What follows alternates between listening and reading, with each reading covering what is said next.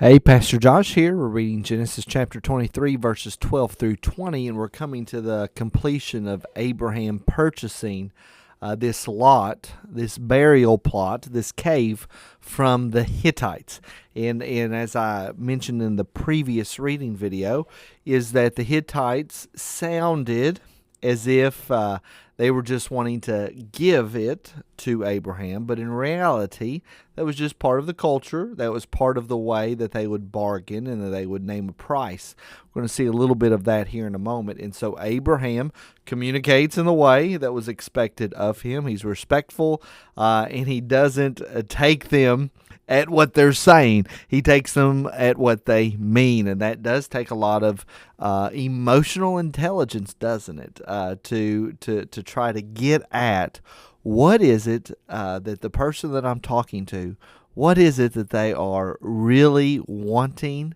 Perhaps what is it that they're really needing and they're not even able to communicate? Of course, Hittites knew what they were communicating. They had their own way of doing this. This was a normal custom, and Abraham participates in that way. So here we see, then Abraham bowed down before the people of the land. Remember, they said, hey, you can have it. There's no need. You don't need to do it. Ephron said you can have it.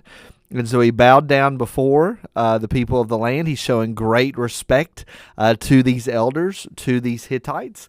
And he said to Ephron in the hearing of the people of the land, but if you will hear me, no, you can't just give it to me. If you will hear me, I give the price of the field. Accept it from me that I may bury my dead there. Let me pay for it. No.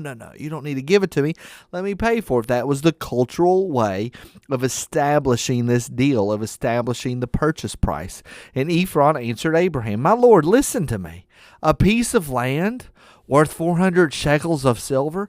What is that between you and me? Bury your dead. And isn't that interesting? He says, what is that between you and me? Notice he tells him how much it's worth. Here's the full price of the land. It's 400 shekels of silver. But what is that between you and me? It's almost as if he's saying, I don't want it from you. It is worth 400,000. It's worth 400 shekels of silver, by the way. But no. That's nothing between you and me. We can still be friends. You can have it. I could short myself 400 shekels of silver. That's no big deal. You don't need to pay. But that's not what he's saying.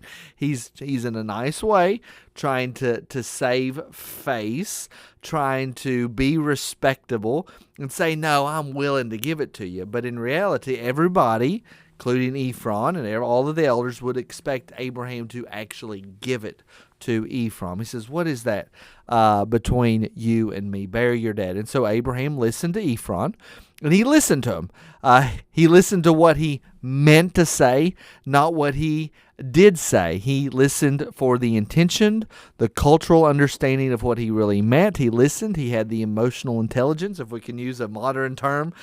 He knew what they were wanting, that he should pay the 400 shekels of silver, and that's exactly what he did. Abraham weighed out for Ephron the silver that he had named in the hearing of the Hittites, 400 shekels of silver, according to the weights current among the merchants. Now, a lot of folks, when they first read this, will say this doesn't make any sense. Abraham just paid him the price of the land when they were trying to give it to him, but that's not what was happening culturally. They were naming the price, and he was to do that. And notice he did it. He weighed out. He paid for it full price. He didn't try to shirk. He didn't say, no, that's not what you said. He paid for them the full price of the land. So the field of Ephron and Machpelah which was to the east of Mamre. Remember, Abraham did spend a lot of time by the oaks of Mamre. The field with the cave that was in it and all the trees that were in the field throughout its whole area was made over to Abraham as a possession in the presence of the Hittites. Here is the promise coming true. Abraham is getting a piece of land. It is a burial plot, but it is some trees and some things around. Here it is. God is beginning to fulfill his promise, and eventually the whole land would be handed over to the Israelites 400 years later, before all who went in at the gate of his city. After this, Abraham buried Sarah his wife in the cave of the field of Machpelah, east of Mamre, which is Hebron, in the land of Canaan. The field and the cave that is in it were made over to Abraham as property. Again, God is fulfilling his promise and giving the land to Abraham.